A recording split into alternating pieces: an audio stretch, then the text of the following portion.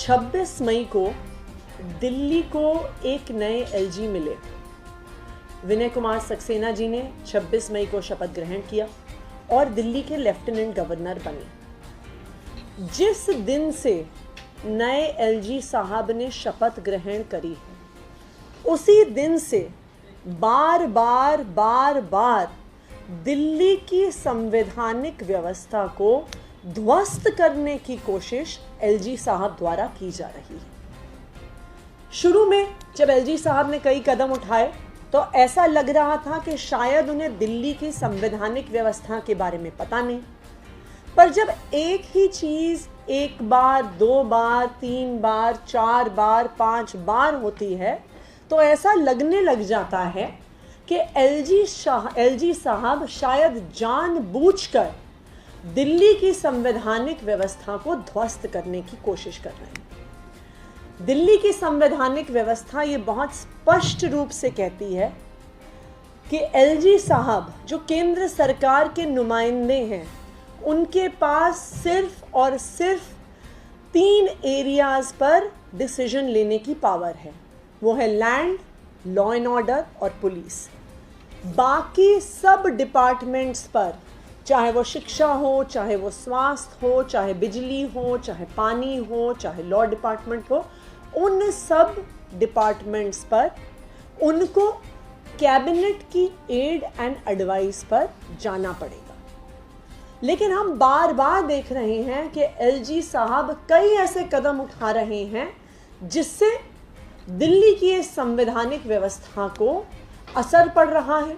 दिल्ली की संवैधानिक व्यवस्था डगमगा रही है। चाहे वो शुरू में जल बोर्ड के अफसरों को बुलाना हो, दिल्ली सरकार के अनेकों विभागों के अफसरों को आदेश निर्देश देना हो, और अब कुछ दिन पहले फिर से उन्होंने एक ऐसी फाइल पर सवाल उठाए हैं जो अपॉइंटमेंट ऑफ पब्लिक प्रोसिक्यूटर्स और स्टैंडिंग काउंसिल्स की से रिलेटेड है। पब्लिक प्रोसिक्यूटर्स और स्टैंडिंग काउंसिल और एडिशनल स्टैंडिंग काउंसिल की जो प्रक्रिया है वो 2021 से शुरू हुई। जो तब माननीय एलजी महोदय थे, उनको फाइल भेजी गई, उस फाइल पर उनका अप्रूवल लिया गया। जो कमिटी पब्लिक प्रोसिक्यूटर्स का, स्टैंडिंग काउंसिल का, एडिशनल स्टैंडिंग काउंसिल का चयन करेगी, उसको तब के एलजी साहब ने अप्रूव किया। जो कमेटी बनी उसमें minister law, principal secretary law, additional secretary law और एडिशनल सेक्रेटरी होम थे। और 24 जून 2021 को तब जो एलजी साहब थे, उन्होंने इस सिलेक्शन कमेटी को अप्रूवल दिया। प्रक्रिया शुरू हुई। 2000 से भी ज़्यादा एप्लीकेशंस इन पोजीशंस के लिए आईं। इन एप्लीकेशंस, जो सारों ने एप्लीकेशंस दी थी, इन सब एप्लीकेंट्स के इंटरव्यू लिए गए इस कमेटी के द्वारा। जब कमेटी ने फाइनल लिस्ट बनाई तो जो सीआरपीसी सेक्शन 24 सबसेक्शन 8 के तहत इस लिस्ट को माननीय उच्च न्यायालय के पास भेजा जाता है, तो जो final list LG approved selection committee ने बनाई, उसको दिल्ली हाई कोर्ट के पास भेजा गया। फुल कोर्ट यानी 40 जजों ने 3 बार बैठकर उस लिस्ट को स्क्रूटिनाइज किया। उन्होंने एक 3 मेंबर की कमेटी भी बनाई उस लिस्ट को अच्छे से समझने के लिए, और उन्होंने उसको 4 नामों के अलावा बाकी सारे नाम माननीय उच्च न्यायालय ने और उनके फुल कोर्ट ने अप्रूव किए। वो नाम दिल्ली सरकार के पास वापस आए। लेकिन उसके बाद जब दिल्ली सरकार ने नोटिफिकेशन इशू करने से पहले, जब एलजी साहब को इन्फॉर्म करने के लिए फाइल भेजी, तो अब एलजी साहब ने एक नया पिटारा खोल दिया है और एलजी साहब कह रहे हैं कि मुझे सारे के सारे बायोडेटा भेजो, मैं उन बायोडेटा को देखूंगा और मैं ये डिसाइड करूंगा कि कौन एडिशनल स्टैंडिंग काउंसिल हो सकता है, कौन स्टैंडिंग काउंसिल हो सकता है, कौन पब्लिक प्रोसिक्यूटर हो सकता है। तो जो प्रक्रिया इनसे पिछले एलजी साहब ने जिस पर अपनी मोहर लगाई, जिस प्रक्रिया पर उच्च न्यायालय के 40 जजों ने अपनी मोहर लगाई, आज एलजी साहब ने उस प्रक्रिया को रोक दिया है और कहा है कि जब तक मैं नहीं देखूंगा, जब तक मैं नहीं चुनूंगा, तब तक ये प्रक्रिया आगे नहीं बढ़ सकती है। आज तो ऐसा लगने लग गया है कि शायद हमारे नए एलजी साहब को सिर्फ दिल्ली की चुनी हुई सरकार से आपत्ति नहीं है। आज तो ऐसा भी लग रहा है कि जो पुराने एलजी साहब थे उनसे भी सक्सेना जी का कोई झगड़ा है, क्योंकि जो फाइलें उन्होंने अप्रूव करी, जिस प्रक्रिया पे उन्होंने अपनी मोहर लगाई, आज उसी प्रक्रिया पर हमारे नए एलजी साहब सवाल उठा रहे हैं और एक तरह से कह रहे हैं कि ये ठीक नहीं हुआ।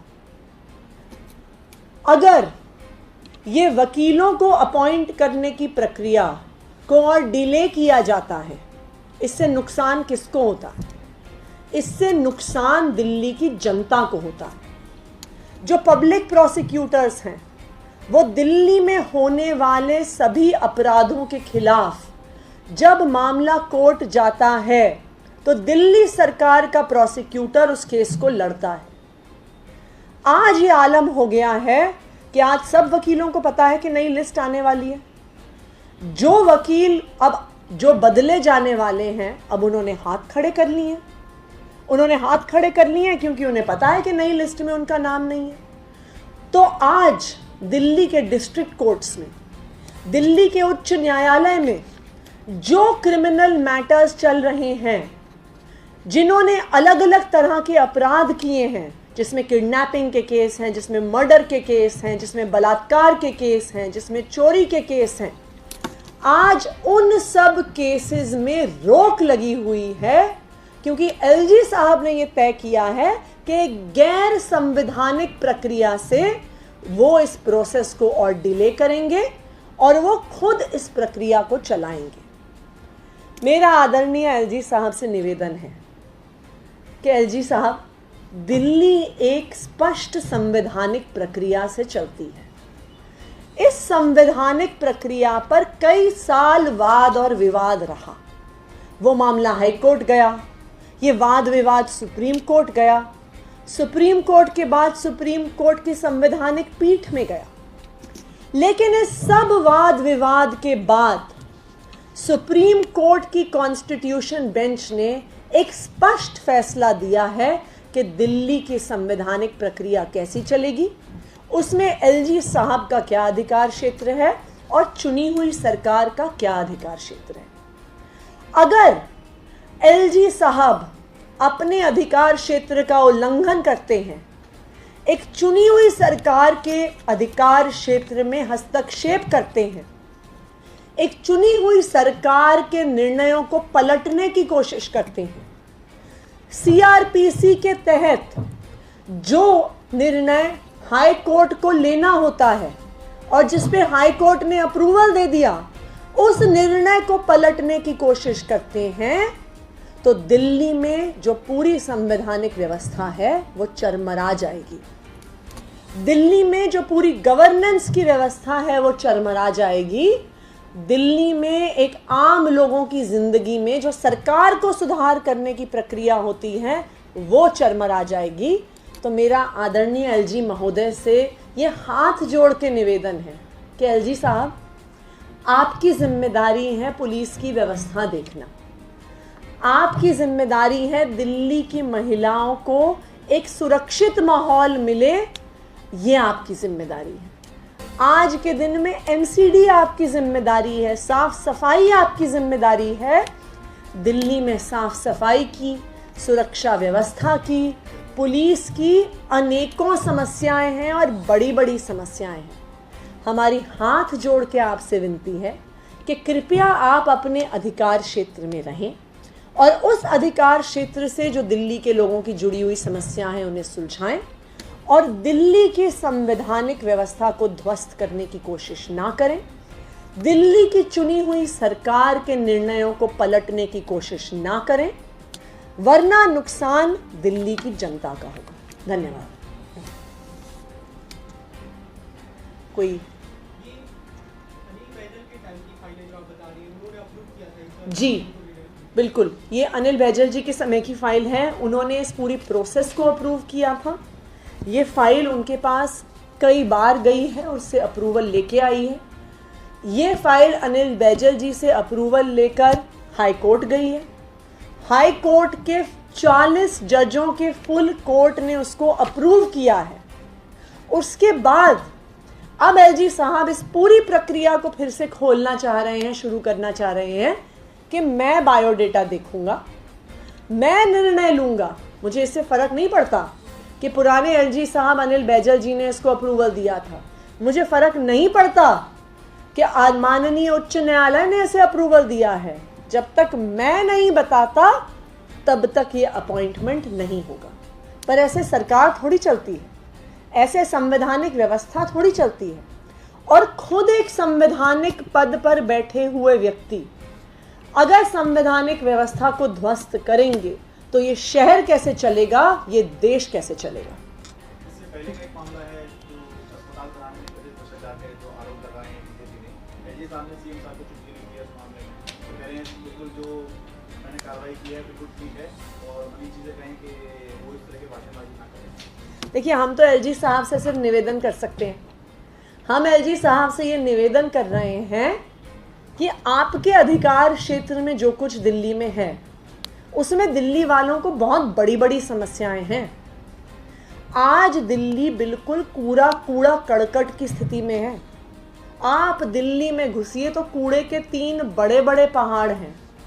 आज दिल्ली में चोरी, चकारी, शूटिंग, बलात्कार, मर्डर, किडनैपिंग दिन दहाड़े हो रहे हैं।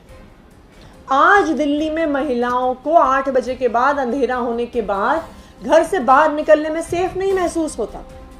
इन सब चीज़ों को सुलझाने की, इन सब चीज़ों को ठीक करने की जिम्मेदारी एलजी साहब के पास है। तो हमारा उनसे तो सिर्फ ये विनम्र निवेदन है कि संवैधानिक व्यवस्था के तहत जो उनके पास पावर है, कृपया उन समस्याओं को सुलझाएं।